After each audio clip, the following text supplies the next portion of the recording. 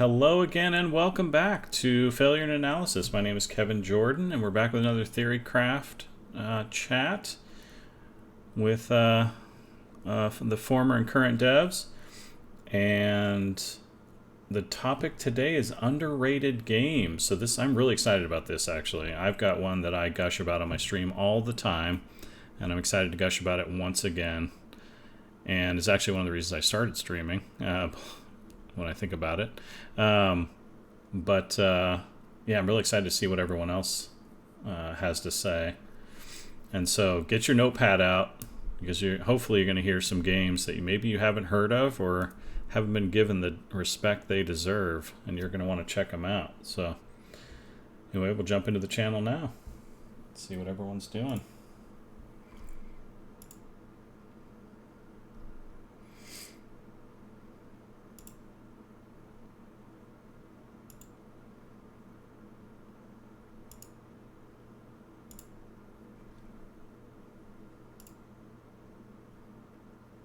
Okay. Good evening. Good evening. Let's Yo. get everything fired up here and recording. Saying that feels like when you would be playing WoW or something. It's like, and reported. Yeah. Let someone up. Okay, we're back. Welcome to Theorycraft, a live podcast where game designers and players engage in conversation. It's been a couple of weeks, and we're going to kick it off with talking about just what we've been up to lately and playing and all that. Then we'll get to the news, and then it's a section on underrated games today. And I'm interested to see what nuggets you all are sitting on. I'm so excited. Yes. Kevin, what have you been up to, man? Let's see. Playing. I've been playing. I dove back into Shadowbringers on Final Fantasy 14. I want to say, yep. I want to say that I had been playing it before it became cool, just to get that out there. You want to say that? I want to say On the that, record. but it's Gotcha. It's been a slow burn for me. I played it for over 2 years, but I still never have been in current content. So, but now I'm in Shadowbringers, and I'm just starting to get a taste of why people have been gushing so madly about it. So that's been pretty fun. And then there's always a little bit of Escape from Tarkov in the background. And I I saw you playing today. Yeah, I'm hopefully very soon. I just saw some great samurai flicks on Netflix, and now I have to play Sekiro soon. But hopefully that's pretty soon as well. Have you spent a lot of time with Souls-likes and such in the past? Oh yeah, I played. The only one I haven't Okay. played is Bloodborne. I played the opening to Bloodborne, but it's not on PC. So, but I streamed my entire Dark Souls 3 playthrough, and then I'm a huge fan of Dark Souls. I'd be gushing about that today, but it's not underrated. Don't you dare claim that that game's underrated. Right. Don't So dare. I just can't. But yeah, I would gush endlessly about it if if it qualified. Actually, But it just Dark doesn't. Souls is the Dark Souls of underrated games, actually. Yeah, that's right. That's what they say. That's Anyway, good. yeah. Great. Candace, how are you?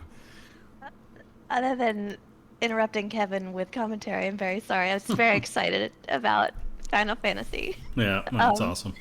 I have also been getting my character ready for the expansion, which meant I hadn't played meaningfully since they put in the or rather I didn't care when they put it in. They put in the transmog chest, basically, where instead of the armoire where you can put in blue items that were significant to you and take them out of your inventory, there's now a chest of items that lets you add something to permanent transmog. And so I had to go through my extensive inventory, which took me about 3 hours to do. But I'm ready. I have 2 patches worth of content to do in Final Fantasy, but then I got to a point where I had to do a raid, and I was just don't feel like tanking a raid right now. I need to get some more gear. So You've started done the playing Titan. MSQ, right? When you talk No, about that's the patches, thing. it's just rating and stuff, right?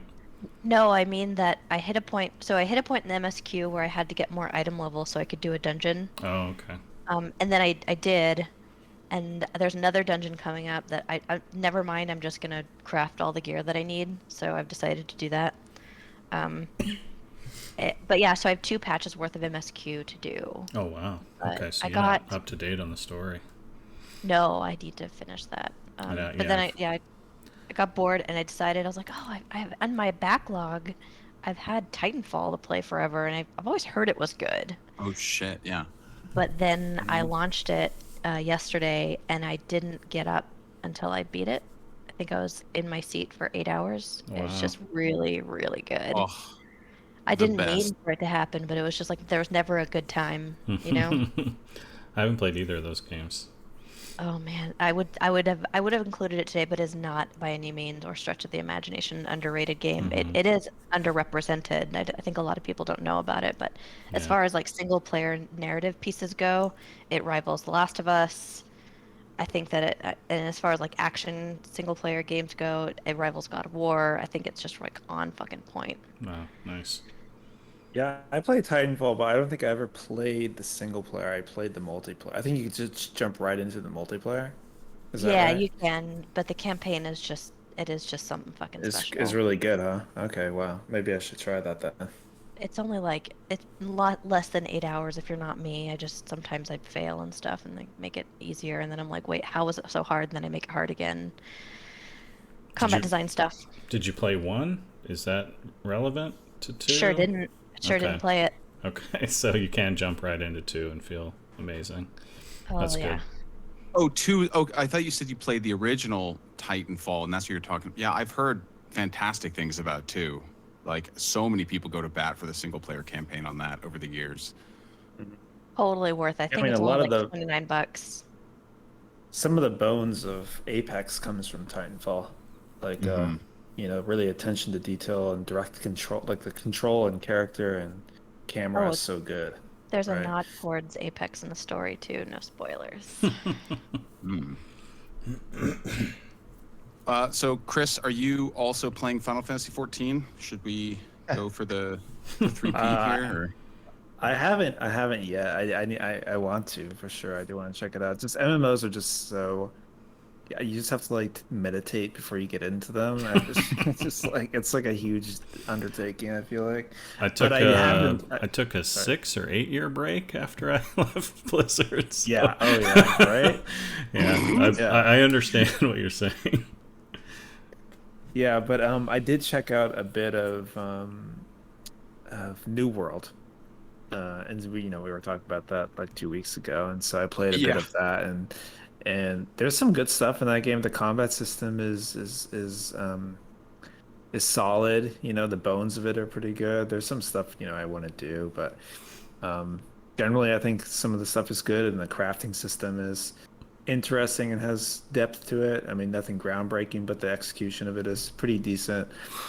I think kind of the end game of the guild versus guild, uh, or the whole kind of mass group PvP, I think is probably the least appealing part to me. But I haven't had a really. chance to really uh, kind of play a lot of it, so I don't know. But a bunch of my friends really enjoy it also, and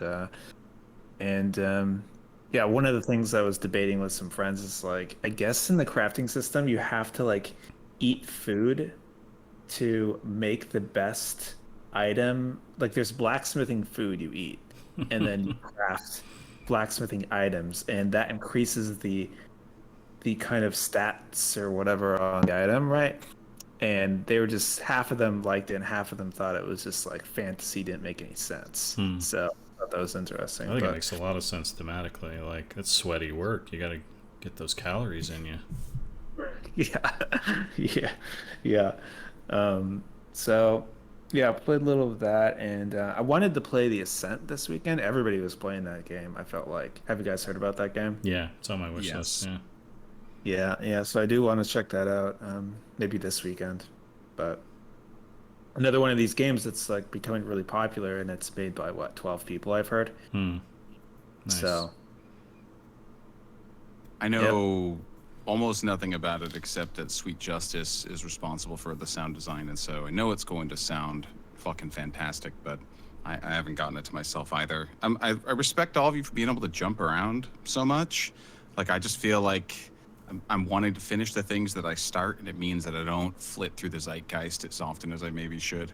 But I have been gaming. I basically just have rediscovered that Mass Effect 2 is very nearly a perfect game. I somehow had forgotten about that. And then in looking through my Steam library today to try to find games that I'd played or whatever, I saw I put 92 hours into it the first time around, and now I'm playing it again in the Legendary Edition, so kind of a fan.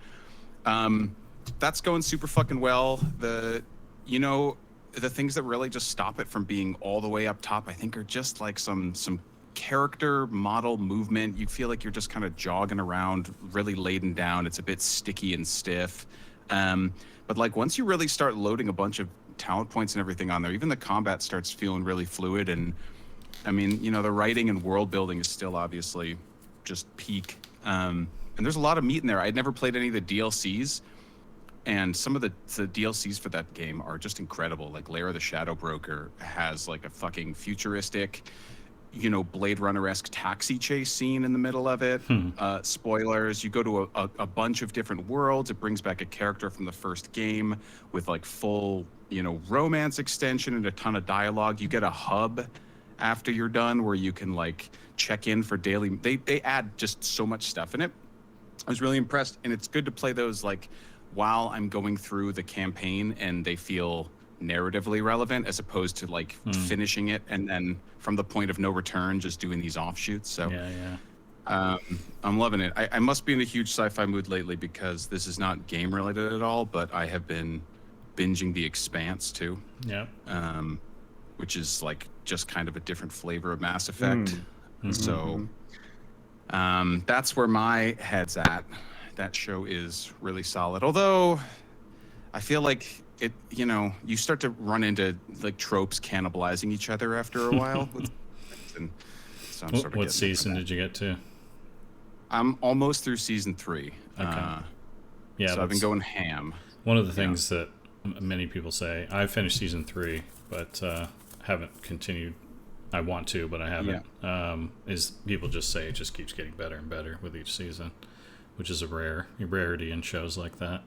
I've heard that. Yeah, I've heard it. I've heard the first season's a little jank, but then it gets good. So it's cool because, like, it's obviously based on a gigantic series of books. This is a major aside here, and so that they have all sorts of angles to cover if they want to remain authentic to the source material. And like for a while, I felt like one of the angles that the characters they're introducing, the stories they're telling, is like a lot of the diplomacy, political machinations of like Earth, and they have, I don't even know how to pronounce her name, Shorey Agdashalu, that woman who voices Venari.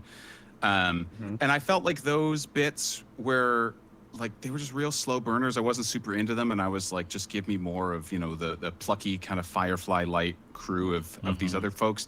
And they actually really do develop all the angles really compellingly, such that even by season 3, like, I'm looking forward to the boardroomy type stuff now in a way that I didn't expect to. Like, I thought that was going to wither on the vine for me, but they're attending to it pretty well. Characters I thought were uninteresting become interesting, and I keep being surprised. So I think they're doing season 6.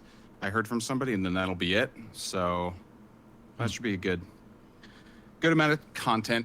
A movie so I saw this weekend also I recommend.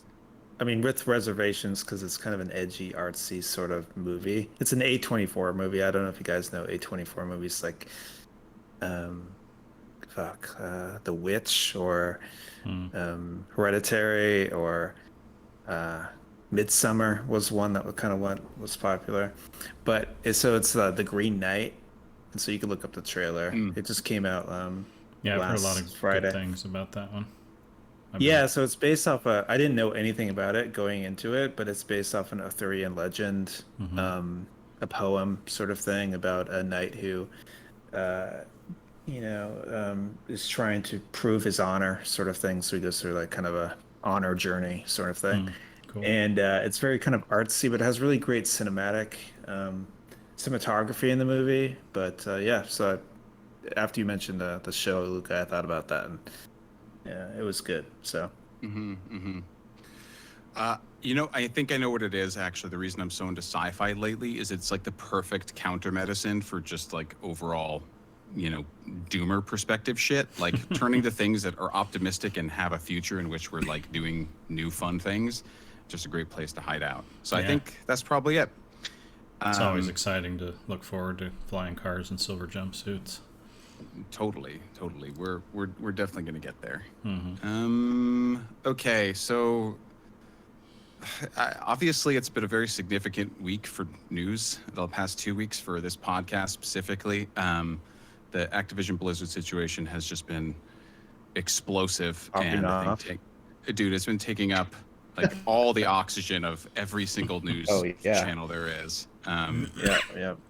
It's all anybody wants to talk about. I like last week. I hit a point where I had to just like change the password to my Twitter account and then like log out because I was just like getting so fucking sucked in with just like mining this on the daily, and it was just exhausting. Like it seems like the press focus is starting to slide off it a tiny bit, or it did feel like that, after the walkout and the letter from Bobby. And now the story, I guess we can kind of start with, is that Jab stepped down yesterday.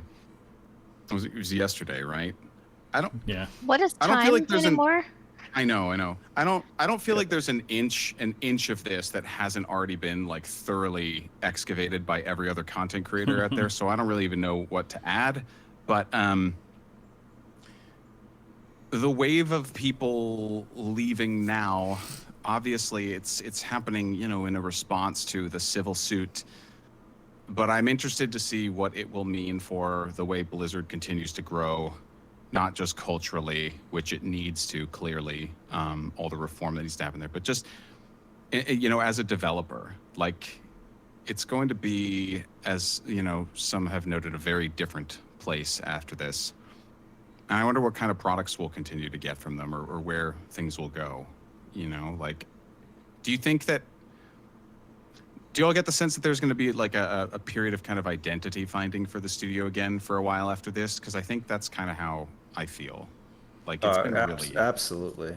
Like I've talked with some people from Riot, who went through this whole kind of situation, and they're still going through it. And everything grinds to a halt when big things like this happen at the studio, because it's basically the focus turns into culture building or rebuilding, and everything else gets sort of sidelined as that takes the focus. Like, so yeah, I will think it's been going to be, a distraction, but a good distraction, because they really, improving the culture and improve and counteracting all these kind of bad processes and systemic, things that create abuse is really important for an organization of that size, right? So Yeah, the thing I picked out of your intro to it, Luca, was what effect will it have on the products? And that's a tough one. That's why it intrigued me, because like I just remember a time where the upper level stuff just did not impact the day-to-day development of WoW, particularly for me. Like there was a disconnect there. Like there was just a level of trust, and so a lot of the stuff, it seems to be kind of like sprinkled throughout the company, but you hear a lot of how some teams just never saw it, never felt it, and other teams it was really bad. But also a lot of the stuff happening sort of at the seniority level, like the higher up level. And so what impact, a change from that group would have on the products, I'm still trying to wrestle with, if any at all, like if there's going to be any change at all. Will it just be like, okay, everyone just kind of goes back to work, and the teams where this wasn't happening, there's no difference, and like the people responsible for some of the shenanigans, let's call it, probably, were they having that much of an influence on the products themselves, or were they just fucking around and not doing anything that they were supposed to be doing because they were too busy with this other garbage? So that's interesting to me. Like and I don't expect the products to change very much. Is I think how I'm coming down on answering that question, but it's it might, certainly changes in culture can have a pretty big impact on products, but in this particular case, I wonder how much it will actually have. Yeah, what's important about the discourse right now is that even if the company tries to go back to normal, like by saying, you know what, Bobby's going to take care of it, we're going to fire the abusers, there's going to be an investigation, blah, blah, blah, blah.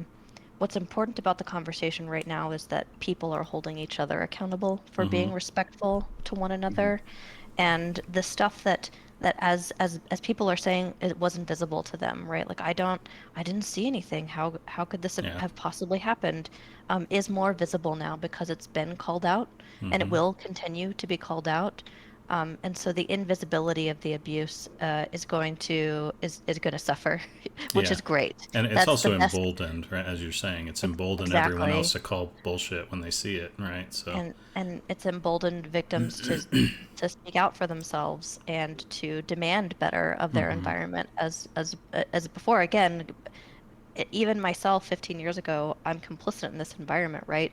I suffer from a lot of guilt for that. It was also invisible to me because it was the norm. It was yeah. expected to, as a young woman coming into the game industry 15 years ago, I felt like I needed to prove that it was okay for them to work with other women, and so I had to make myself safe, and I had to, I mean, there's a lot there, and what I mean though by all this is that this behavior is no longer invisible, Yeah, they've and pointed and it out.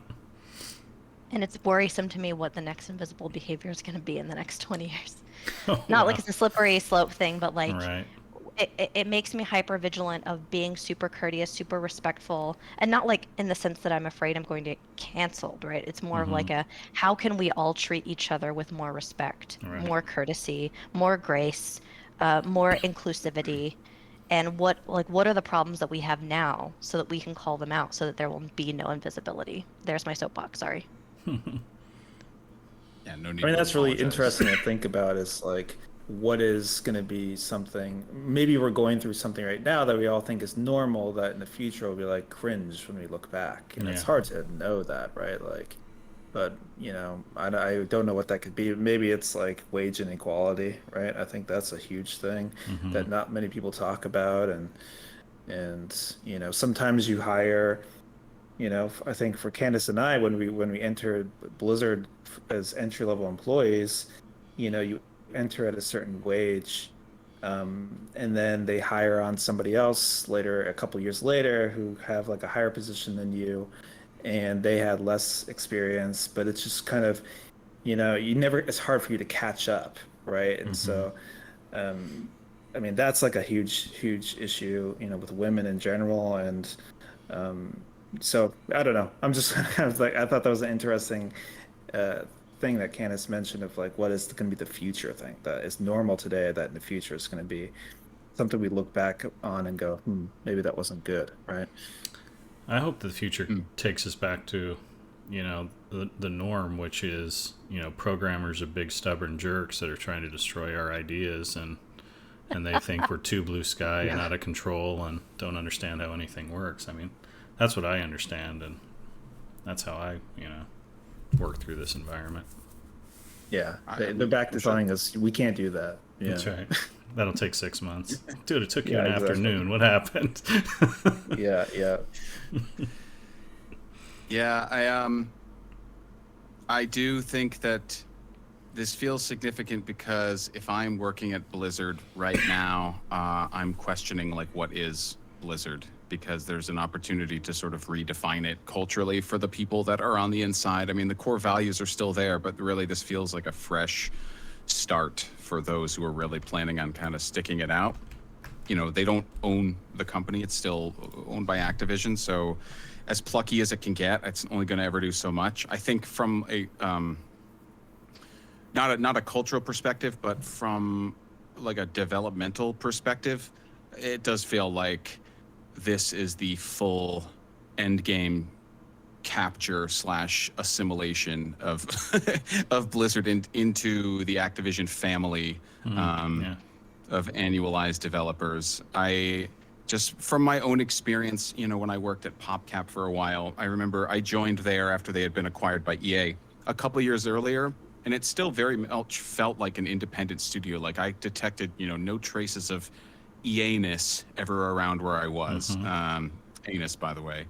But we, like, they weren't forcing us to use Frostbite or anything weird yet. They weren't really making a big bunch of demands about it. But the problem is, as soon as you start slipping a tiny bit, they move in, and they move in more and more. And by the end of our project, because we had a few things that hadn't hit, they were like very directly involved in telling us like what market the game should probably hit. And we had to do these major design pivots at the last second. And it happened very fast, and it happens as soon as you show vulnerability. And so now all the old guard is out, good riddance in a lot of ways. But if I'm working at Blizzard right now, I think my crisis is that, like, am I just at another game dev, Like I was promised this kind of golden city on the hill where I'm going to retire. And now I don't get to just like passively feel like I work at the good studio anymore, and my interests are being watched out for, like that illusion I think is kind of gone, which sucks. I mean, I know a lot of people that are feeling that way, but yeah, well, it's up to them to define what the future of the company is now, right? that is true. Yeah. And so, I mean, my kind of take is just that the studio's shifted from being sort of I think in the past, the whole idea of the company was that we have like the best creative talent in the games industry, and we're all about building new, crazy, wacky worlds and things and experiences. But I think now the kind of model of the company is more of a franchise model. It's more about leveraging the IPs that have been created. I think really a lot of the creative talent's job has already been done. They built out 4 incredible worlds: Warcraft, Starcraft, Diablo, Overwatch, etc. Is it really important for the company to build more of those, or should they leverage the ones they currently have? And I think ABK's view is the latter. So we'll see what happens. But that's the kind of cultural divide and struggle that's happening internally, I believe. They raised the cows. Now it's time to milk them. I mean, one net win from my perspective. Jen O'Neill just seems like a total rock star. I know she just kind of rotated into this position not super long ago, but and Mike Ybarra, that guy clearly fucking games. Like his parses and his Mythic 20 clear times and everything have been making the round, and I don't know, I find that pretty heartening. Like it's not like he's going to be leading WoW into a specific place because of how hard he grinds the end game, but it's nice to have an executive that plays the product, like, and he clearly does. I mean, he's way fucking better than I ever have been, so hats off to him. Yeah, and that was an important aspect of the Blizzard culture back in the day, was everyone's a gamer. Right. They had to pull you off the computers because people were playing WoW too much, right? Okay. Yep. Okay. Let's move into the main topic here. That was a big chunky one. So, underrated games. I kind of want to start off by just saying that, like, underrated is a tough term here. I think that I'm going to be hard pressed to find any game that I love that like everybody else hated, for example. If you have a controversial take, like, that's cool, but I may end up just picking something that's like kind of special to me and maybe didn't make a ton of news, or I feel like isn't discussed as much. Like, I'm kind of basic, right? I don't have some incredible hipster pull of the greatest game you've never heard of. I wish I did. Maybe you all do, but Candace, I feel like you kind of floated this topic idea, and you've gone to bat for some interesting titles in the past. Is this the DOA episode, or? No, this isn't the DOA episode. I wish. I didn't prepare for that, though. I could talk about the dynamism between your teammates and trying to make friends, but also not make too many enemies. DOA is perfectly rated. MA. Perfect. No, I guess I'm responsible for this topic. So I'll kick off, and it's a spicy one. Maybe it's not a spicy one, but I say it's spicy because it has literally been removed from the stores. You can no longer buy this title. It's The Legend of Korra by Hmm. Platinum Games. Oh, interesting. Published, however, by Activision. I learned just today. I did not know that.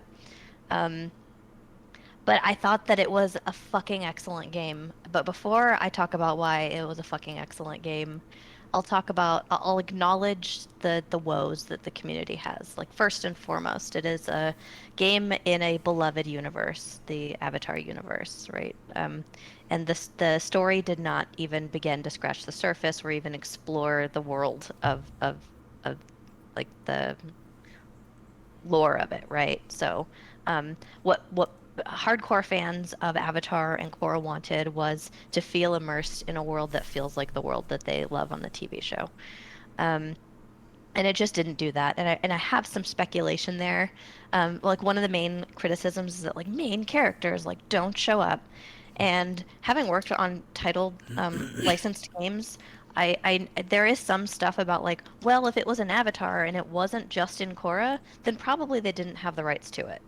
Um, but I'm not going to defend it. But there's some complexities there. Even if they wanted to have made it an immersive world, one, the license probably wasn't on their side because it was specific to Korra, and two, it wasn't supposed to be a very big game, and I'll get into that later. Okay. Um, but yeah, it didn't have the fan service, didn't have the major characters. The environments were like that people complain they're like dull and lackluster because of course you didn't get to go to all the places you wanted to go. You didn't see all the characters you wanted to see. There's not a lot of monsters, and again, this wasn't supposed to be a big video game. There are not many enemy types. There are not many boss fights, and so you had to fight the same bosses over and over again, which feels really, really bad because also the bosses were kind of bags of hit points. The purpose of the boss was to, let you feel like you have itemized properly or made decisions there, but they weren't like, you know, 5 phase, 6 minute long encounters. They were more like 6 minute long stacks of hit points that lets you perform all of your dodge rolls and your combos and stuff like that. And then naturally, if you played the game, then probably you didn't like the endless runner, which it feels like they just wanted to put Naga, the wolf, into the game. And they're like, how can we do this and how can we add some diversity to your gameplay? So they're basically like temple runner levels where you're automatically running on a dog and you're collecting coins, like a almost like a Sonic level Yeah. as a temple runner. Mhm. Um, so I acknowledge these problems with the game, but then I would like to I keep saying it's not supposed to be a big game. Guys, this game was 14.99. This is one of those Wait, at problems. launch? Correct. It's one of those things where I don't know, I love that the indie scene is getting so much love and so much credit, and that a game like Valheim can do really well, even though it doesn't have like stunning graphics and stuff like that. But it's really important to acknowledge the kind of development that can even go into a game that's 14.99. And I think that handing it over to Platinum Games was like the best fucking call because they're already gods of combat, I would say, to me at least. But again, I'm a huge Bayonetta fan, so of course I'm going to say that. But for all of its faults. Um, Let me talk about why I love the game. One, bending in this game, like the feeling like you are an airbender or an earthbender or a waterbender or firebender, they're very distinct from one another. What I mean by that is like waterbending, for example. Like in the series, waterbending is like healing, and there's like this weird blood bending or whatever. But in the game, they couldn't really do healing because that would break the combat of the game. So instead, what waterbending does is it acts as a very defensive stance. So you switch between stances. You can and bending, and you can do it fluidly with the tap of a shoulder button, and it feels really good to cycle into those. Um, but yeah, so waterbending is just really long range, really defensive. The more you waterbend, the higher off the ground you become. Like you get on this vortex, and the monsters can't really hit you anymore unless they're really big monsters. So it's an extremely defensive stance, and it feels really good because it's like the longest range stance, but doesn't do a lot of damage, right? Then they have firebending, which is kind of the opposite. It's like a medium to short range. You put a dot on the monsters every time you attack, so it's really great for doing combos and laying into a monster with a lot of combos. But again, it's not great for like big AoE fights or anything like that because you're really just like stacking dots on one target. But it also feels very different. Like, for lack of a better word, the the waterbending feels very fluid in its animations and in its there's like slight anim locking to it, but you feel like you're getting into a flow with the anim locking. Um, and firebending is just like it's faster paced. You can cancel out of your animations like a little bit more generously, and it just feels really good on like single targets.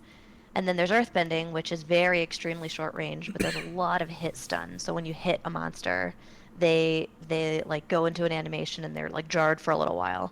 And if you and even though the button cadence is much slower because earthbending is a slower and more deliberate kind of stance where you are locked for the duration of like a 0.75 or 1.25 second long animation, which is like glacial in action games, right? But if you can hit those button combos in just the right cadence, you'll keep monsters stun locked. And so it doesn't matter that's a short range because monsters aren't going to be hitting you. And that feels amazing, but it feels like if you Nice. slip up even for 1 second, then you're gonna break your stun lock and they're gonna come at you. Then you're gonna have to switch stances, right? You're gonna have to either go defensive or offensive. And then of course there's airbending, which is as you would expect. It's frantic, it's button mashy, it's AoE. You can cancel out of any animation fluidly, easily. You're just darting around the map and it feels amazing. Specifically, it feels amazing because they combine the mobility that you get with like large AoEs. So you feel like you're corralling the monsters with your huge waves of air and disabling them at the same time. So just the four different stances feel viscerally different on the controller. The cadence with which you're mashing buttons and the you're very deliberately using that stance for whatever reason. So I thought that was like that's exactly where the Platinum Games is going to shine, right? And the other place it's going to shine is interesting itemization, which Bayonetta also does. It does a thing where like you can go to a shop and you can decrease your attack power, like the number that you hit monsters for, but you'll increase the rate at which you gain mana, so you can do your bigger attacks more, but your smaller attacks mean less. And like those kind of interesting decisions are made. And like another one of the criticisms of the game is actually that when you die, you have to repurchase those items. They're like fairly cheap, but it adds a pretty steep penalty. So like I get the criticism to the game that says, who is this game for, right? It's not for the fans of the game because it's not going to deliver on the story. It's not for kids because the death penalty is pretty steep and it's a pretty hard game. Like, pretty not. Even the normal difficulty is pretty difficult. It's not for Dark Souls people because it's too easy, right? It's not like for the adults crowd game because maybe they're not even into the fantasy of this universe. So there's a lot of like conflicting I guess, directions for this game, but I thought it was a very solid game. I thought it was very well balanced. The monster fights were like true martial arts style. They do a pretty good job of surrounding you, but only attacking you one at a time. It's not quite as choreographed as something like, you know, the Batman games or something, or things that are more deliberate in that way. But the other thing I wanted to commend the game for was its excellent fucking camera work. And that is really hard to do. It's a third person over the shoulder game, but sometimes when you're fighting a bigger monster, it knows to like offset you a little bit and it does it really fluidly.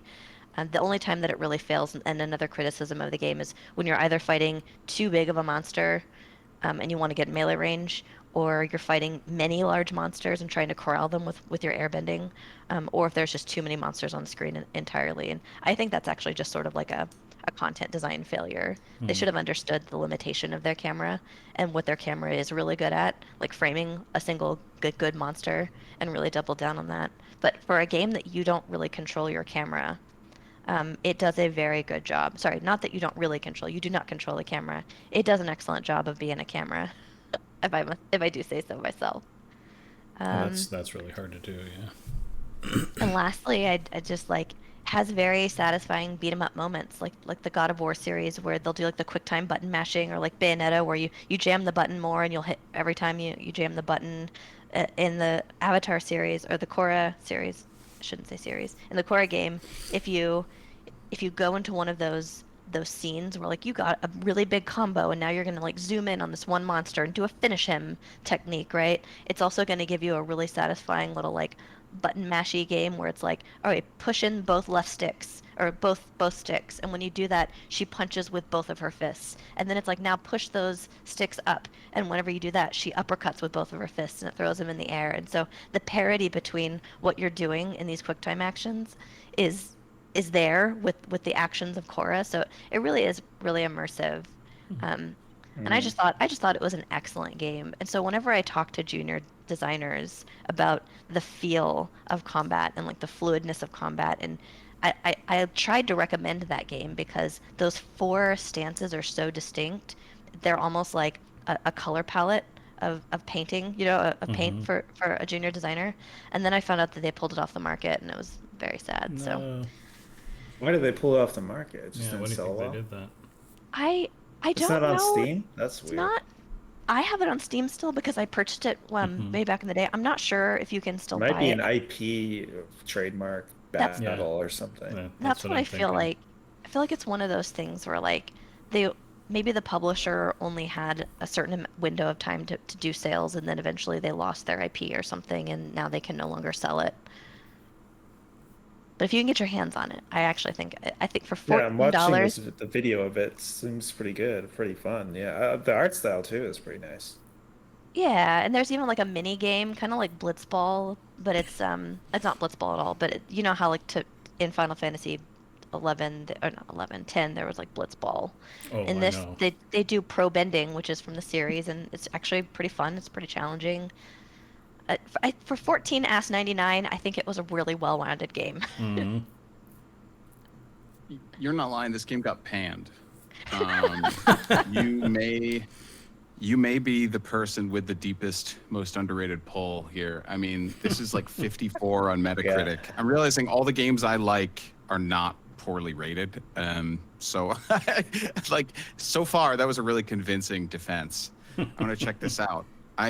It reminds me of how much joy I got out of Metal Gear Rising: Revengeance, another Platinum game that is just incredibly cheesy and just bad in a lot of ways, but just felt so fucking good because the game design and the feedback and the frenetic pacing and everything is just so fast. And the entire thing is a very self-aware meme. I don't think that's a controversial opinion, but it is excellent. Kevin, I'd be really interested to hear what some of your favorite deep pulls are. Okay, so this game, interestingly enough, and I just remembered this fact right before the podcast started, is one of the reasons I started streaming. I fell in love with this game, and no one had been talking about it, and I literally wanted to find the nearest mountain to shout, as loud as I could, "Hey, everybody, play this game!" And Twitch was that mountain, in some ways. So it was kind of the reason I started streaming. But the game's called Battle Brothers. It's a indie game made by like 3 people, and it's a turn-based tactical game where you control a squad of mercenaries and you wander this simulated world because they generate the world randomly each time you play, and then just go around trying to make money. You go around trying to make money to keep your mercenary group afloat. You're trying to keep them alive. You're trying to progress them individually. So it has kind of all the meat and potatoes you'd expect from a turn-based tactical game. Your guys get better as they fight and win. Sometimes they can die. You have to replace them. There's lots of crunchy builds you can try to make and equipment you can find, and you're going around fighting not only human beings but orcs and undead, and so it has a lot of fantasy elements as well. It's very low magic, so positioning matters. Like strategy, and your tactics matter a ton, and it's a fun play. But I'm a big fan of that genre, and I had seen and played a fair number of like low budget versions of this, sort of after I finished XCOM, which kind of revived the genre. And then I go looking for, well, what else we got? And there's a bunch of them on Steam, and they all sort of blend together, nothing too exceptional out there. And I sort of got exhausted, but I eventually got around to trying this one, And this one very much looked exactly like a lot of the others that just didn't hit with me. But I eventually got around to playing it, and it absolutely blew my mind. And there's a couple of really important things that stand out for why it blew me away. Because again, it had all the traditional meat and potatoes sort of elements to it, but I'll try to highlight the two things that it did just enormously well. The first one is it has a very intuitive game design, and this is something that I think tons of games don't put enough thought into. And here's the example I mean. Like, for example, weapons. Like in WoW, for example, it's like, well, what do we want? Like in the warrior talent trees, what do we want the different weapon specializations to do? And it's like we kind of want them to highlight what we think maces should do, which is stun. Because you're bashing them over the head. What should swords do? Well, I guess extra attacks because they're supposed to be quick and that kind of thing. And then what does an axe do? Oh, just big numbers. Some more critting, right? So there's a thematic that's trying to tie in with the mechanic there, and it feels intuitive. But that's sort of like, to me, even at that level, it's sort of a token appreciation of the intuitiveness of weapons. But this game, it like takes that to just all the way to 10. And for example, like all of the weapons that we play with in fantasy have real world applications that were all designed for specific reasons. And if you think about like what would I do from a strategic sense if I'm going up against a bunch of knights that are carrying shields, for example, what weaponry should I use? And it's like, well, if you think about it, you want a flail to fly over the top of it, or you want an axe to smash it to bits, right? And both of those things actually play out correctly in the game. And that's what I think of when I think of like intuitive game design. It's like, if you can imagine why you want to do something, rather than researching the benefits and looking at the attributes on an axe or whatever, and figuring out what it's used for afterwards. It's like you intuit what it should be, and then the game actually lives out that fantasy and that expectation properly once you actually go to play the game. And the game did that really well. Another example is the game simulates the world, and it basically creates these towns, and the towns then have assets around them. And they're very artistic. Like when you look at the map, you can see, oh, this town is a giant citadel, and it's in the mountains, and it's got really high walls, and it's sort of the capital city. And then there's another one that's like more of a farming village, and it's got a bunch of farms around it. And most games, that would be just an artistic representation of two different locations. But in Battle Brothers, that actually feeds the simulation and the design. So like when you go to the farming village, it actually plays out how you expect it to, in terms of like food is really cheap and plentiful. You can't sell it for much, but you can buy it really easily. There's lots of farmers that you can recruit there. There tends to be more pitchforks and things like that in the shop, because that's where farmers live. If you go to the Citadel, you don't get any of those things. They're looking for refined goods because that's where the nobles live and rich people, and so they don't have a lot of food, but they'll buy it, especially like the fancier foods and things like that. So you can look at a town, try to intuit how is this going to play, and then you have all of that stuff feed into the simulation in the sense that, oh, that's kind of expected. And so and look at that, it's not just an art asset that it's showing a farm around this place. It's actually a meaningful contributor to the simulated, experience.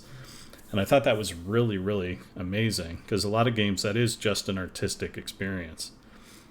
So I love how intuitive the game plays. The second part is just that there isn't an ounce of fat on this game at all. Their budget was super low. The resources they had available were tiny. Like, the characters don't even have legs. They're just like little, the top half of the character to represent him on the map.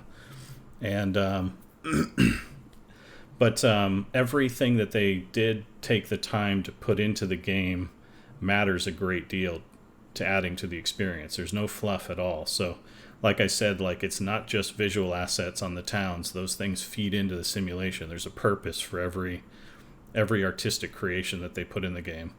Another example is the music is amazing. They don't have very many scores, but they totally enhance and amplify the experience. So when you go to fight the undead, which tend to have the strategy is they overwhelm you, with numbers, and so there's just tons of zombies, and by the time you're fighting sort of the last half of the zombies, your guys are exhausted, and you're trying to kill the last ones before they overwhelm you because they don't get tired. And so the music score is like it actually evokes feelings of like this inevitable doom in the way that they write the music, and it adds to that whole experience of fighting the undead so perfectly.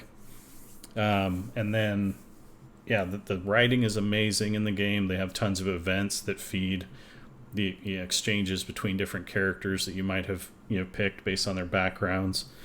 And like it has all the meat and potatoes, but to me it's like it's a game to look at, if not only if you like games like this, but it's a game for players to look at in terms of expect more, demand more from what your expectations are from a game play experience, and how is the game sort of meeting those expectations with its design.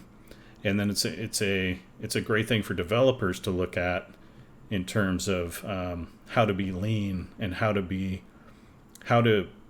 make every choice you make and every asset you create feed back into the core purpose of the game and the experience that it's giving.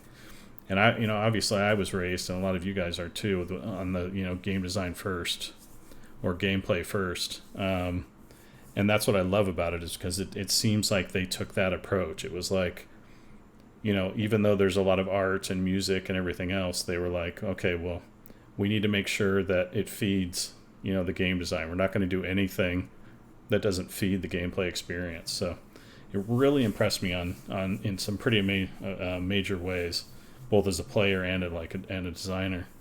But it was also just a ton of fun. So that's my take on Battle Brothers. Frantically googling this game. Yeah. They should feel like bottle this up for tweet this out.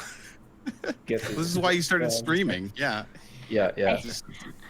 I'd been through many screenshots of this game before you told me that they had no legs, and Mm-hmm. now all I can see is that they're just like the bust of somebody, basically. But the art grows on you, because like there's tons of character. Like when you play RimWorld or Prison Architect, like it doesn't matter that the art isn't like blowing you away in terms of quality. There's so much character in the little tiny dudes, like, so it really grows on you in that way too, because they do things like, oh, my guy lost his eye in one of his fights. Well, now they put art in so it looks like my guy has a bandage over his eye. Like that's a permanent modifier to him. So they spent their art assets and everything about it in just great places that add a ton of character.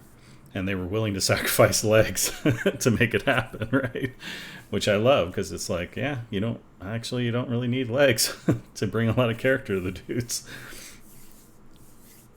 Man, yeah, this sounds like a game developer's game for sure. Yeah. It's like Among Us that doesn't have arms. So Right. Battle Brothers Shaving Company is also one of the results that came up when I started looking for it. So if you really want to take your stand-em all the way through, if you ever get rid of the beard, you can hit them up. If I miss with the shave, does it take my legs off? How does that work? I hope not. Kevin is now just a bust. Sorry, everyone. All right. We're definitely going to go over today, and I don't mind. I think we all need to get this stuff out. Chris, I would love to hear what you want to talk about. I don't know if I can really top Candace or Kevin's. I don't really play a lot of games that I feel like are that underappreciated or that I don't know, undervalued or whatever. I mean, one game that I usually recommend to people that they never really have played is Helldivers. Have you guys played that? Mm-hmm. No. No. Yeah. Oh, okay. Well, I it's played kind a of like a little. Yeah. top-down sort of shooter that is co-op that you play with together, and you kind of like drop into a map and fight uh waves of creatures, and then you have to like do a call down to like extract out of the map, and then kind of defend the call down for a period of time to extract. And it has like friendly fire where you can kill each other, so it adds like a lot of kind of funny moments that if you play Yeah. together as friends, it's just like, oh, this guy, Bill keeps, killing us or whatever. And it also has like kind of a really cool sort of uh, campaign that has three factions that sync up like together. Like, so everyone playing the game sort of is collaborating on some global galaxy map and fighting and kind of pushing, and all the factions are kind of earning points. And so I don't know, it has like all this like really interesting broader system design. I always thought there was a good opportunity to kind of take that game and take some of the model of it and kind of broaden it to like a way bigger, deeper experience. Yeah, imagine StarCraft and Helldivers. I would think that would be Mm-hmm. amazing. Yeah. Yeah. Um, so Did you play Magica? It has a lot in common with that, like that party game feel of co-op with friendly fire, and everyone's doing Oh my Yes. crazy things, and it's just like, yeah, you're just blowing your friend up as often as you're blowing the enemy up, and it's just like this is cooperative frustration, fun, amazing comedy, But those experiences can be super fun. I'd forgotten Yeah. about that. Yeah, great reference Magica just for the spells and Mm-hmm. just really kind of differentiating gameplay, kind of like what Candace is saying about the Legend of Korra game, about the different elements and Mm-hmm. twisting between them, and each is distinct. And I was thinking about when Candace was talking about that game also. Uh, it's an indie game, Spellbreak. I don't know if anyone's played that, but it's like kind of it's almost like a shooter, really. It's like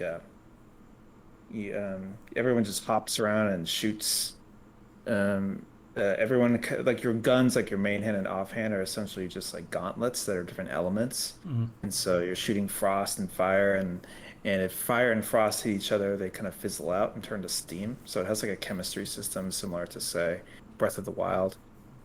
And so that's another game I think not a lot of people know about.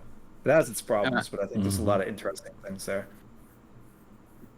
I think it's really important to underline what you just said too. You can, I don't know, for me at least, I can stand a game because it had an element that that I really enjoyed going deep into. Mm-hmm. Even if there were problems with the game, I'm the same way with music. I'm the same way with movies. That I can love the lyrics of a song but hate the melody, but I still overall will enjoy the song, Yeah, right? for Or sure. I can love an actor and the movie was kind of dumb, but just watching the actor for 2 hours was a joy for me, you know? Mm-hmm. Same with Yeah. the video games. Like I enjoyed the bending so much I didn't care, even though I love the universe. Like I would have loved to have a persistent open world narrative driven Avatar game. And by the way, if any investors are listening, your girl, she'll make it. Um, but I mean, that's not what it was. But I still enjoyed the game. There's always at Yeah, least yeah. 50 investors listening to my stream, so yeah, good shout out. Yeah, yeah. good shout out. How about you, Uh, Luca? okay, so I don't really have any games that are like in the pits that I'm going to go to bat for, but I'll quickly just go through a few that are kind of occurring to me. In terms of like gems, I don't hear people discuss a whole ton. Um, I was fucking obsessed with the Die Hard trilogy game for the original PlayStation. Was an incredible amount of value. 3 completely different game modes, one for each movie, with like a couple of random Bruce Willis and Alan Rickman and Samuel L. Jackson sound-alike quotes and stuff sourced for it. There was like a kind of top-down shooter sort of mode. There was an FPS, like an arcade Sega machine type of mode, and then there was like a crazy taxi style driving game mode for the third game where you had to defuse bombs. And each of these modes to me felt like really coherent and well put together, and could have been basically all standalone titles, but they were just all on the same disc. And I just remember getting like hundreds of fucking hours out of this thing with my brother playing it back in the day, and I still think about it all the time. Back then as well. Okay, so we all know that GoldenEye blew everything up with local co-op, but there was a James Bond game called Agent Under Fire for GameCube a couple of years later that I don't think I've really ever heard anybody talk about, but I always bring up the multiplayer, trying to see if anyone's like there with me on it. The multiplayer in this game felt incredibly good to me. It had like a very, very high skill ceiling in it, and I would play it with my friends that I would play Melee with all the time back in the day. And like none of us expected this game to be as rich as it was in the multiplayer. But what really set it off is that I think you could bring variable kit into the level in terms of tools and guns and things that you wanted to, like your loadout, right? But we pretty much always would all take this grappling hook, which was like this intensely long-range grappling hook that then had a long pull time. You'd coast along while you're doing it. And this is back in like 2002, I want to say. And doing these crazy four-way like sky battles on our grappling hooks with like leading rockets to where everybody was pulling to again and again, and then falling out of the air to reshoot a grappling hook. Like, it just felt like the most action movie shit you could imagine. And we burned so many hours on this title. Just basically we had this one mechanic, the grappling hook, and like leading shots and leading rockets, and it was like a total tunnel to just get into with an otherwise like kind of unexceptional game. Like, I don't remember playing the story mode or anything on it, you know, but it's like just the grappling hook. Whoever did that was a fucking genius. It felt great. And then one other one that I still think about from time to time is Max Payne 3, which... Nice, yeah. Yeah, which I think a lot of people were down on because it felt like the worst of the Max Payne series to them, or it just... It was a different flavor of Max Payne and they didn't really love it. But... That's the one where he goes to Brazil, right? It's the one where he goes to Brazil. Yeah, it was developed by Rockstar Vancouver, and that studio doesn't exist anymore. And it advanced a lot of stuff just tech-wise that I still don't really feel like I've seen replicated in some ways. They had so many individual points of articulation on these models for their animations, such that when you were bullet dodged onto the ground or whatever position you were in, you could rotate and like shoot at anybody from the ground without getting up. And the way you contorted was like, it was anatomically possible and super believable. And it was just kind of this like, it was this thing that probably took a ton of work to nail down right. And you could easily not appreciate, because it's just like, well, that's how games should look. Right. But all the time when you're in first person, you don't imagine what your model is probably having to do to like flip around. And it's cool because it's an piece of animation tech that needed to be built to make bullet dodging feel as good as possible. Yeah. And it was also just super fucking funny to be, this beer-bellied old Max Payne, like this old man on the floor twisting around, shooting everybody. Yeah. I think that the reason that people dogpiled this game so much is that it didn't have the same noir feel of the first two games. It feels kind of like a game out of time. It's like it's this character Max Payne, who's this drunken noir detective from the first two. He's always been doing stuff in New York.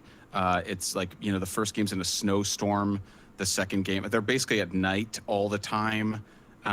They're incredibly moody. And in the third one, he's old and he's washed up. He's got like this insane drinking problem, which is like almost embarrassing to watch even as the player. Like it gets annoying to you. And he is just like a private merc for some family of folks in Brazil that, you don't give a shit about because they're not written well. You can tell he doesn't really give a shit about them. And I think that like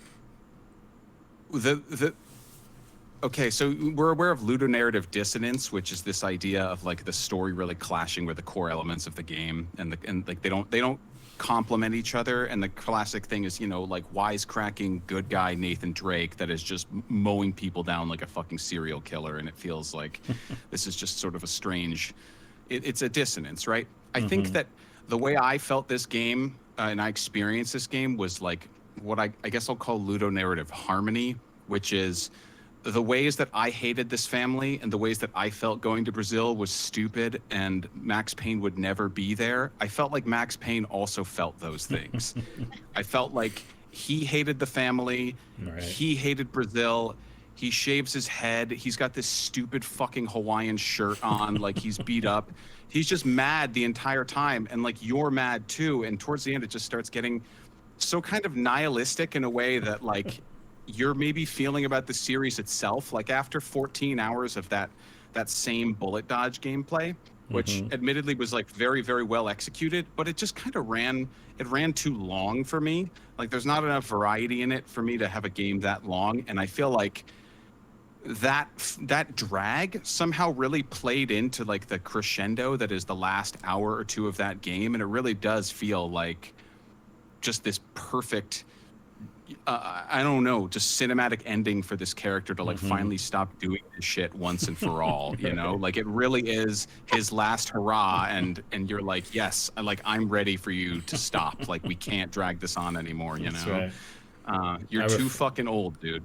I have a funny anecdote about that game. I played it all the way through, which is testament to how much I enjoyed it. But at the end they give you those stats, if you remember. And one of the stats is how many people you've killed. And mine was 1,500. And after I saw that, I was just like, okay, this whole thing is so absurd. Because I'm imagining like the newspaper, local area man goes to Brazil, kills 1,500 people in his private quest for justice, you know, or whatever. Yeah. And it's just, the whole concept is just so absolutely insane. It's like, holy shit, what just happened in Brazil? I know, and yet this is just Max Payne things. That's being a military contractor. But I don't know, like it's one of the only times I've played a game where it's like the unlikability of the main character and so much of what's going on like matches how I'm feeling, but somehow reinforces. Like it feels like that was intentional in a way, you know. Like they didn't want to give you the easy game. They made you. Yeah. They stuck you in some humiliating spot in a fucking like.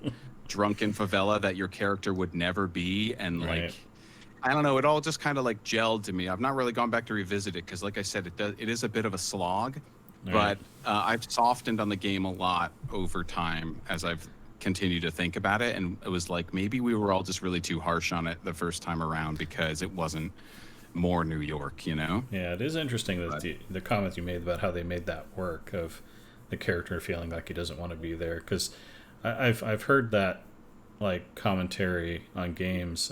What was it? I think it was Mankind Divided, the Deus Ex one, where it's like Jensen doesn't feel like he wants to be there. He doesn't care about the story, so why should I? Kind of thing in one of the reviews.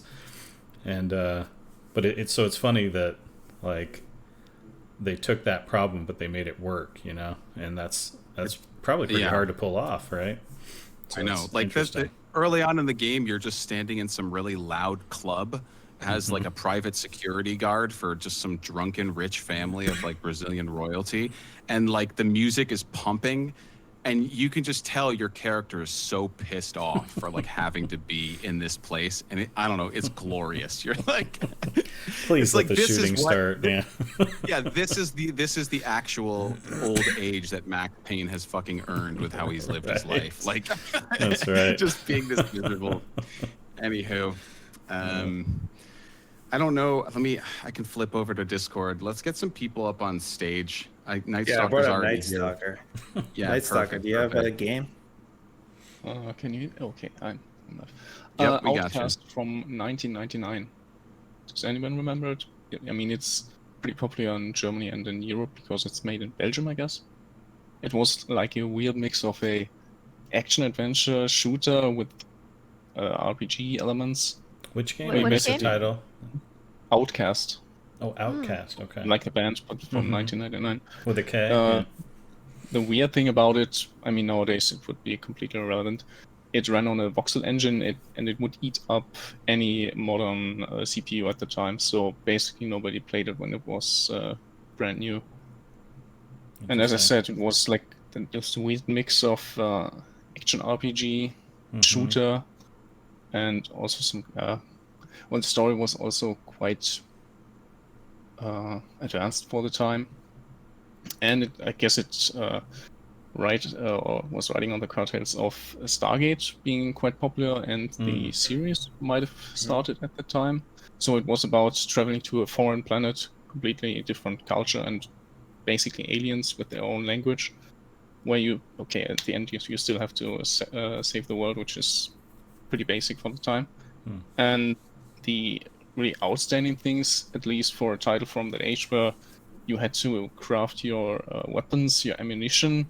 You can build up reputation, not in terms of a bar or some kind of number with the local populace that would then weaken the hostile forces in the area. You could acquire a mount for riding. You had to solve physical puzzles and jump and run sections. And at least for the time, I mean, looking back at the competition back in the days, maybe Half-Life or so, I guess nothing had this kind of weird mix and this kind of quality. Yeah, I'm looking it up. Like It seems like they have yeah. a remake, huh? Yeah, it's like a kind of concept. necessary because the animation is basically what has aged the worst.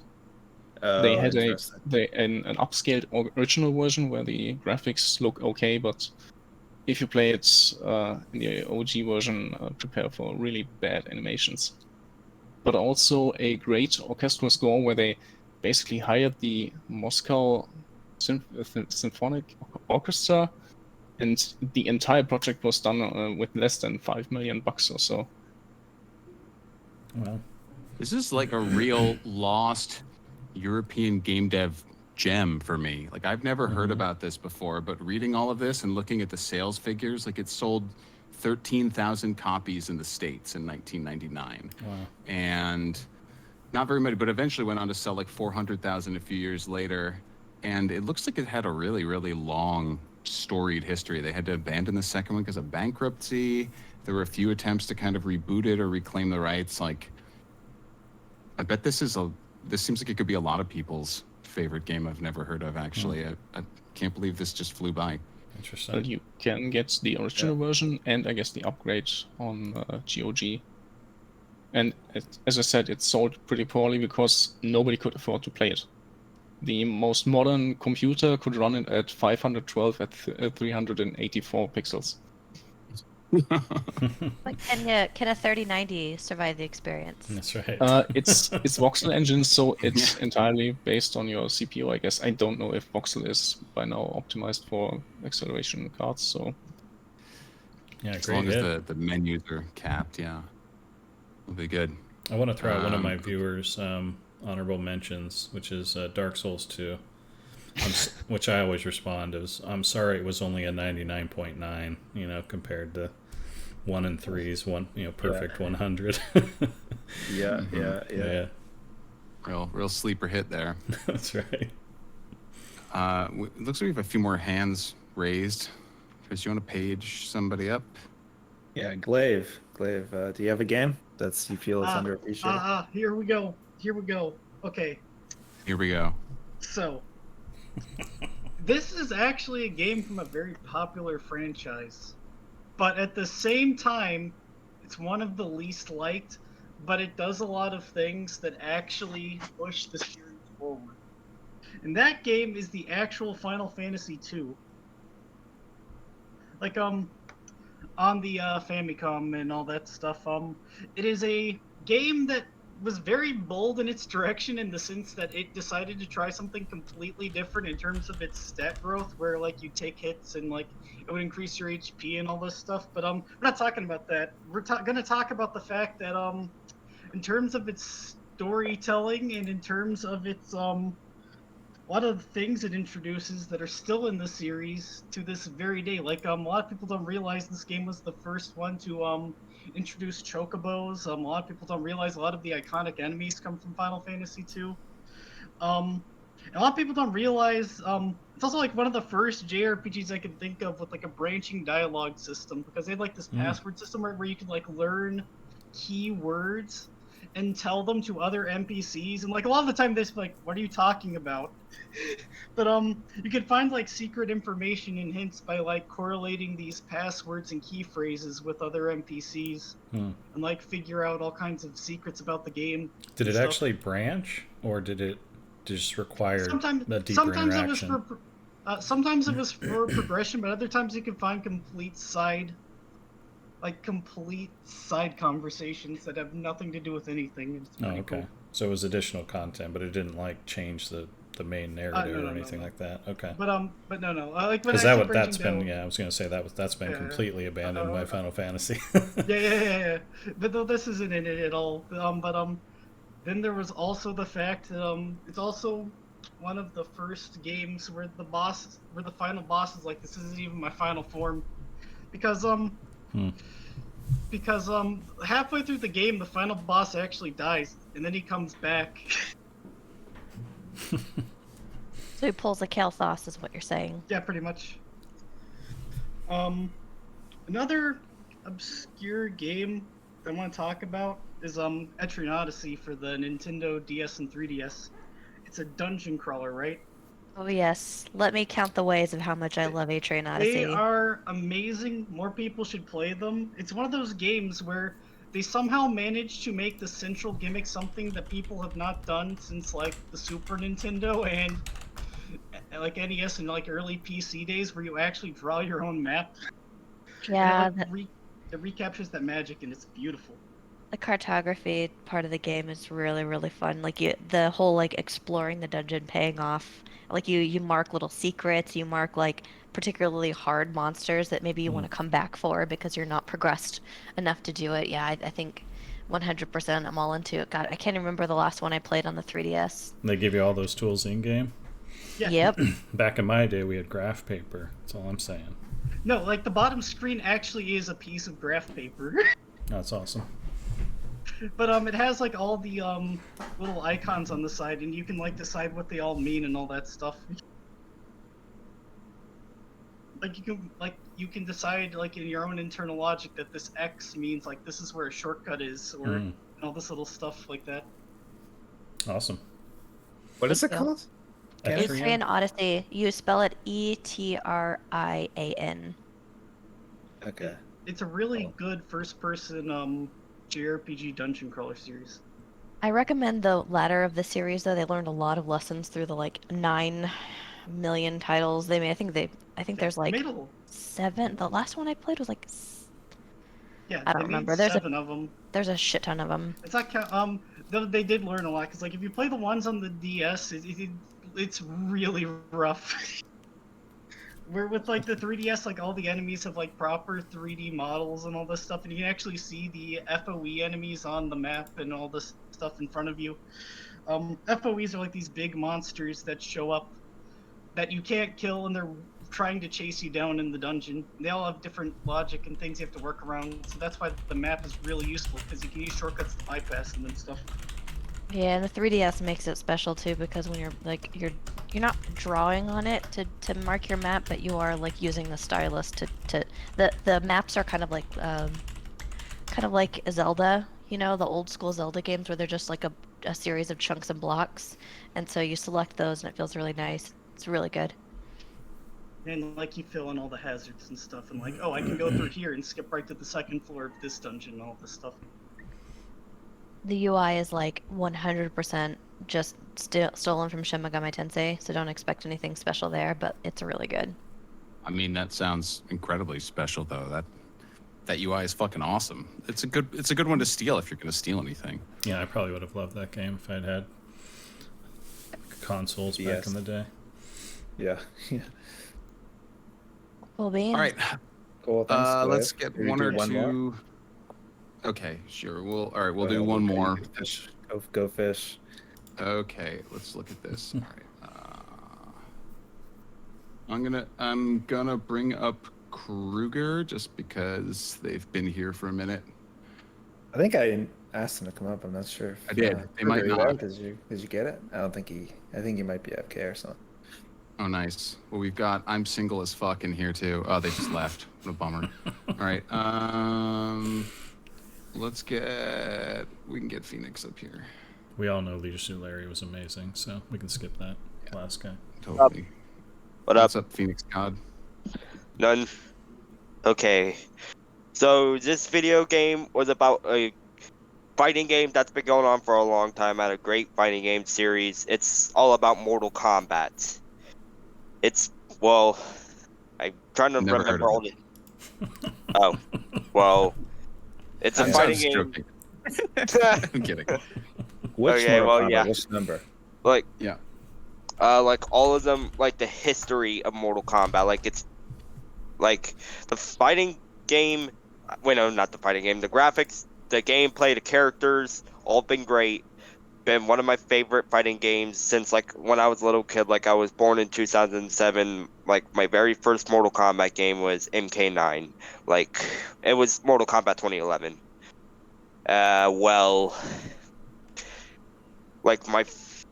It's been having like the best graphics and gameplay. Like it had some pretty good characters during its timeline, like Scorpion, Sub-Zero, Liu Kang, Kung Lao, Takeda, Kenshi, like all of those great characters. I'm trying to remember the rest. But yeah, it's been a really great game series. I just hope they come out with like another one soon, ever since Mortal Kombat 11 came out. Yeah, and they're rebooting movies and everything, so I would expect a lot more Mortal Kombat in the future. Yeah. It's one of the best. Yeah. Yeah. It's one of the best sounding games out there, and it's apparently Yep. sold like 12 million copies. So I wouldn't worry about getting more Mortal Kombat. The Mortal Kombat 2021 movie was also great. Yeah, I enjoyed it. It was had Like, some friends over, got pizza. It was a good time. Yeah, I just The don't know why boys. people take it. I don't know why people say it's garbage. While I think it was a really, really great movie, it's just I wish Kenshi was in the movie because like he's always been my favorite character. Nice. Yeah, when I was Yeah, when I was a kid, my friend and my neighbor across the street, back then you could only play multiplayer games in proximity with people, whatever. And I would recruit my neighbor across the street to play with me, but then his parents heard that he was playing Mortal Kombat and banned him from playing because they were Mormon, and so they're like, Well, banned him from being able to play Mortal Kombat with me. let me just share like a whole entire list of the history of the Mortal Kombat characters to the entire chat real quick. Discord, live chat. There we go. Now I'm back. Excellent. Okay, sorry. I took like a couple of seconds to get back in here. No Oh my problem. God. Thanks, So many Phoenix. of Thanks them. for sharing. Yeah. Mortal Kombat definitely is Yeah. a good one. Like I've always also been a Smoke main ever since he debuted in Mortal Kombat. Just can't remember which Mortal Kombat it was since he debuted, but like he's been having some pretty good combos over the decades of him being in Mortal Kombat. I really miss him being in Mortal Kombat ever since Mortal Kombat X when he was in the Triborg variations. Yep. I might have been God, 3. Smoke is I solid, feel like he yeah. was in 3. Smoke is a badass. Yeah, I'm gonna see I think he Mortal was there. Kombat I'm Smoke. probably wrong. This is like my one attempt at flex with Mortal Kombat, and Mortal Kombat 2, Shouldn't have taken it. 1993. Cool, so I'm wrong. All right. All Uh, right. I clearly need to Yeah. watch the playlist and Yeah, educate you- myself. Yeah, you gotta get some education on the characters. You gotta know, like, it's kind of stupid that, like, I'm not trying to disrespect you or anything, but it's kind of stupid that you don't know any of the other characters. No, I do. Don't get me wrong. All right. Gotta go to Mortal okay. Kombat College after this. MK college with a K. Yeah. All right, God, thanks, yeah. Phoenix. Thank you. Yeah, Thanks, man. you're welcome. All right, Okay. last Yeah. one, Kruger. Hi, I'm sorry I didn't see the invitation at the top of the screen. That's why I didn't join when you All invited me. good. Yeah, No so I'll problem. try to make it quick because I know it's late already. So the game I would like to mention, it's not really an underrated game as much as it's not really that popular anymore. but Cool. the game is Titan Quest. I don't know if any of you have heard of Ooh, it. yeah. Oh hell yes, Uh, Titan Quest. Yeah, because it's an ARPG from 2006 originally, but when you say an older ARPG, usually like Diablo comes to mind, so Mhm. Titan Quest gets a little bit overshadowed. Yeah. But it basically is a mythological game. Most of the game is Greek mythology, so if you're interested in that, it's a must play. And the great thing about the game is that all of a sudden in 2016, I think they updated the game Mm-hmm. in something called Anniversary Edition, which you can get on Steam now for like $20 base price. And out of the blue, they developed 2 expansions for the game in 2017 and 2019. So there's a lot of new content for even people who have played it back in the day. But in short, it's basically a classical ARPG where you go through the story. It's not a fast-paced game. You choose your spells between like 9 different schools, and you can combine 2 different schools of spells. So there's a ton of different combinations. Great gear, great story, great enemies. So Yeah. for anyone interested, I would highly recommend. $20 base price. You can probably get it for much cheaper somewhere else. So Yeah. It's a great one. And if What I- you're the company also went on to make Grim Dawn, which is also really yeah, really I good. played that as well. But I actually prefer Titan Quest because Okay. it's a bit slower paced. But yeah, Grim Dawn as well, a great game.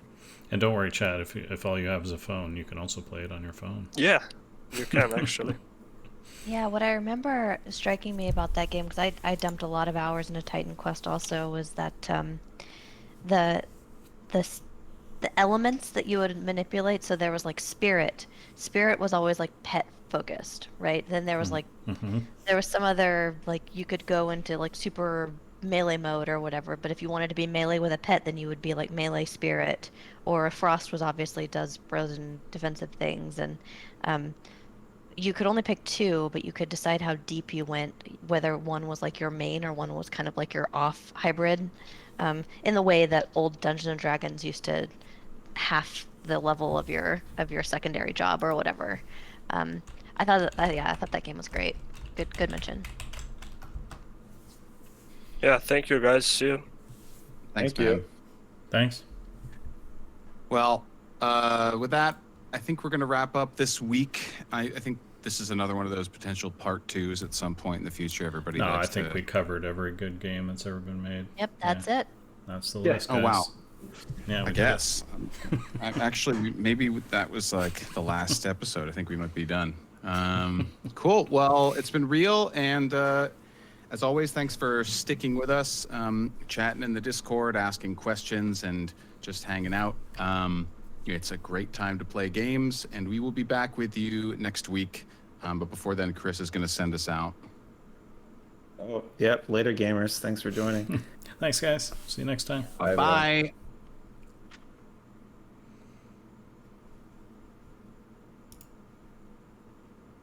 All right. That was it. Thank you so much for watching. Really appreciate it. Hope you guys enjoyed this one. I love talking about great games. So I had a lot of fun in this one. Hope you guys did too. And